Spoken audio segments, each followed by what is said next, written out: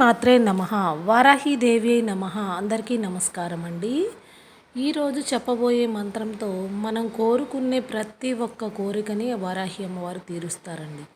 ఒకటే కోరుకున్నాము, 2 కోరుకోవాలి, 3 ఇలా ఎన్నైనా సరే మీ ఇష్టం వచ్చినన్ని కోరుకోవచ్చండి.